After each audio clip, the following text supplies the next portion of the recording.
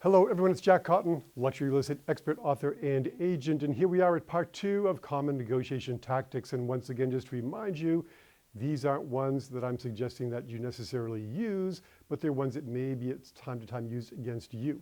There are 1 or 2 in our group today that I do use, and I'll be sure to point those out. But number 5 is the red herring.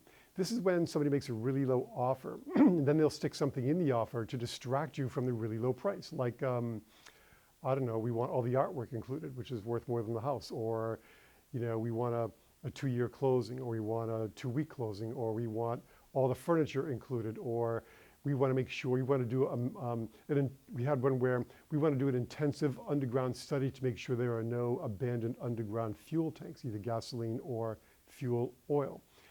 It's like a big red flag that is designed to distract you from the low price in their offer. So watch out for the red herring and understand it for what it is and just get rid of it.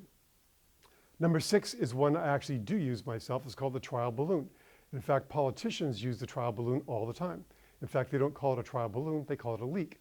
So whenever you hear something that was leaked to the press about something occurring in Washington, D.C., it's not really a leak, it's called a trial balloon, because if people really react negatively to it, they say, oh, that was a leak and it wasn't really true. But if people love it, they can say, yeah, we were working on that.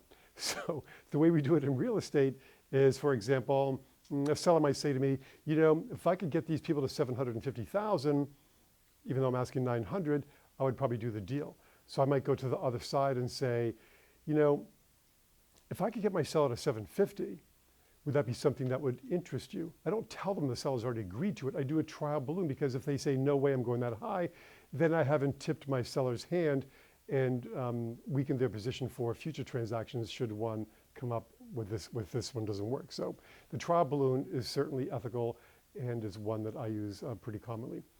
Number 7, I can't stand, is the lowball. This year, I've had more lowball offers than I've ever had. We had one offer, can you believe this? It was like less than 50% of the list price. Who in their right mind does that?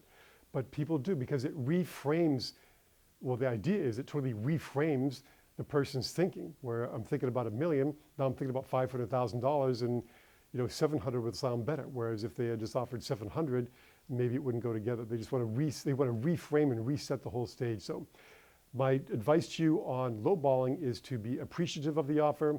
Thank them for their interest. We're so glad you love the property enough to want to make an offer on the property, but that's way too low. But in the interest of making things, keeping things moving forward, my seller did make a token counter offer to you just to let them know they want to negotiate, but they're only going to come down 10 grand. Anyway, number 7 is the low ball. This one I can't stand, bait and switch. And we didn't see it all that often in real estate, but now we're seeing it with the advent of TRID, the new disclosure rules that pertain to mortgages, and all that stuff makes a cash deal a lot more beneficial. So we just had one this summer. We just had one close recently where the buyer came along and said, this is a cash offer. We'll buy your house for this much money and we'll pay cash. And that's great. The seller accepted the offer. Then the next thing we know, we have a call from an appraiser who's appraising the house for the bank. And then we have the closing, or trying to have the closing, and the bank paperwork wasn't done, so the closing got delayed for several hours. That to me is bait and switch. If you're going to make an offer, like a cash-like offer, the ethical way to do it is to say, listen, I'm going to make an offer. I am getting a mortgage, but I'm not making my offer contingent on getting a mortgage because I know I'll get approved. So that is the more above-board way to do it. Not to say it's a cash offer, then go get a mortgage. In this day and age with TRID, it's a nightmare. Don't do it. Number 9, I've had this used on me. This is very effective on me. I don't do well with are you nuts? But some people just go nuts. They yell, they scream, they go into tirades either in person or on the phone. Actually, going nuts is a lot easier to do on the phone than doing it in person. But I'm holding it out to here when you're yelling and screaming, just totally going crazy. And that really does work. I mean, I try to just take a deep breath and let them vent, and I'll do the silent treatment, which makes them go even more nuts until they let them just run out of energy. So the silence tactic we talked about last time is a great response to negotiation tactic number 9, which is, are you nuts? Number 10 is the written word, and it's sort of like the limited authority tactic where you pre-print things into your contract, but the way it can be used as a tactic that you need to be wary of is when certain agents or companies in your marketplace might have their own forms. They're not using standard realtor board forms. They're using their own company forms. You really need to read the boilerplate very carefully. There's a lot of stuff hidden in there. So because it's pre-printed, people tend to think, oh, that's just a form, everything's going to be okay in here. But if it's not from your local real estate board, it's pre-printed from some other source, read it very carefully, because that's a great tactic to bury stuff in boilerplate, and you want to make sure you're not taken advantage of from that. So again, concentrate on the merits of the negotiation rather than the positions. Don't resist force with more force, because you're just going to butt heads and people are going to dig in, and then you get into positional bargaining and then nothing happens. You never get a win-win from that. So look for the principles that are underlying people's positions. Why are they doing what they're doing? What is it they really want to attain? What is their goal? What is their motivation? Really understand that and look for solutions rather than getting hung up on the tactics.